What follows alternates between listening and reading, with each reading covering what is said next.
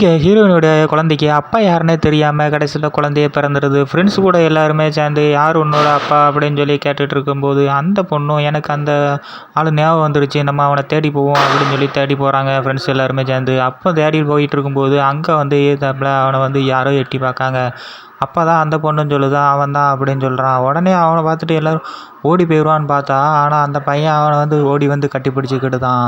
அப்போ தான் ஃப்ளாஷ்பேக்கே காமிக்காங்க. என்னன்னு பார்த்தீங்கன்னா, அந்த பொண்ணு வந்து பாரில் எப்போவுமே குடிச்சிக்கிட்டு அங்கேயும் லாந்திக்கிட்டே இருப்பாள். இதெல்லாம் பார்த்துட்டு இருந்த ஹீரோ வந்து அந்த பொண்ணை வந்து காப்பாற்றி அந்த போதையில் இருக்கிறதுனால வெளியே விட்டுட்டு போக முடியாது அப்படின்னு சொல்லிட்டு அங்கே இருந்து பொண்ணை வந்து ஹீரோ இந்த நிலைமையில விட்டு போனால் ஏதாட்டும் ஆயிருமா அப்படின்னு சொல்லி பயந்து போய் ஹீரோ வீட்டுக்கே வந்து கூட்டு போயிருந்தான். அங்கே தான் 2 பேருமே ஒன்றாவும் இருந்திருப்பாங்க.